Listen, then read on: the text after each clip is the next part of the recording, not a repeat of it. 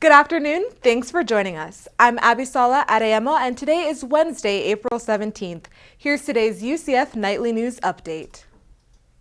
The UCF's Potters Guild is having a ceramic sale this week in honor of Earth Week. The club has a sale once a semester, but this sale had a new focus: sustainability. Artists created multi-purpose and multifunctional pieces like dinnerware. This included reusable cups, plates, and bowls and mugs. They also sold potted plants and incense. All the potters added their own unique style and were able to depict that in their works. They used clay that is harvested in Florida that is recyclable up until it's baked, which is one of the final steps of curing. The sale ends this Friday. April is in full swing, and so is Nationally Sexually Transmitted Infections Awareness Month. UCF's Health Center is taking the proper precautions to keep students informed. The university partnered with Florida Health to conduct gonorrhea and chlamydia screenings. UCF students received free testing. The Centers for Disease Control says there are about 110 million total STIs among Americans. STIs are most common among young people between the ages of 14 to 24. The American Sexual Health Association recognizes STI Awareness Month every April to draw attention to the importance of STD testing. More STD screenings will be available for students in the fall semester of 2019. Stress before finals week is normal, but there are ways to manage it. UCF's Wellness and Health Promotion Services hosts different events to help students get through the challenges of school. This week, the group hosts students near the Reflection Pond with tips for stress management. With games to play and prizes to win, students can find ways to handle their stress just before finals week. The Wellness and Health Promotion Services mantra is, "Be well, do well." UCF football has been one of the best teams in the NCAA over the past 2 years and have even bigger expectations for next year. But this kind of success didn't exist at UCF until recently.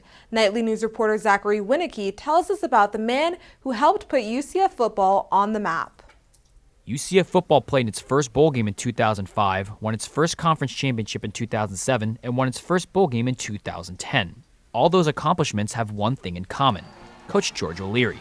But it wasn't easy. Steve Orsini, the AD, was there, was standing in the office and looking out the window, and he said, "Coach, you're going to have to start from scratch." And I said, "I did. We did." And I said, "Where's your practice fields?" And we're looking, he says, "You're looking at him." I said, "Whoa." When OLeary came to UCF in 2004, the team GPA was a 2.01, and they were coming off one of the worst seasons in school history.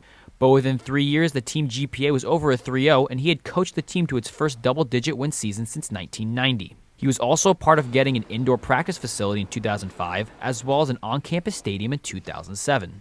The school unveiled this statue of George OLeary in 2016 with a plaque that features some of his biggest accomplishments while as coach. But what you won't find on that plaque is how he affected the lives of some of his players. That game that I got suspended for South Florida my sophomore year on national television really shaped me to be able to be a national guy. OLeary could have played me and nobody would have knew, but that wouldn't have been the best thing for me as a young man.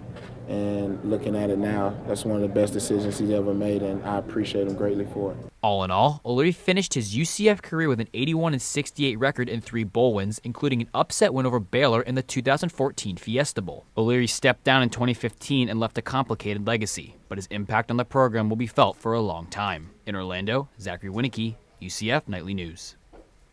Coach OLeary says he remains a UCF fan and plans on going to more games next year. He also added he likes the direction UCF football and athletics is headed. And moving into baseball, the Knights lost their first midweek game of the season against the FAU Owls last night. Starting pitcher Jordan Spicer pitched 5 scoreless frames and 1 strikeout to give the Knights a 2-0 lead. But it wasn't enough to hold down the Owls. Left fielder Andrew Summerall tied the game at the top of the 6th with a 2-run home run. They put themselves up 2 more runs after scoring on a pop fly and hitting a triple RBI head. Head coach Greg Lovelady says the Knights simply needed to play better. I probably mismanaged the bullpen. Probably got guys in there I shouldn't put in the game, so it's probably on me. But guys got to do a better job, be more consistent. The Knights take on Wichita State in a 3-game series on Thursday in Kansas. First pitch is at 7 p.m. Now let's take a look at today's weather forecast. The high is 85 degrees. It'll be mostly sunny with winds around 10 miles per hour.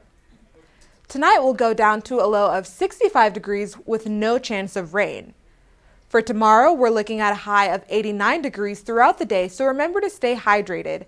By nighttime, we'll have a low of 71. And that's all the time we have for today. Thanks for watching. Make sure to keep up with all that's happening throughout the week by following us on Twitter at UCF Nightly News. Also, make sure to tune in to our newscasts on Fridays at 1 p.m. on Spectrum Channel 734. I'm Avisala Adeyama. Have a great day.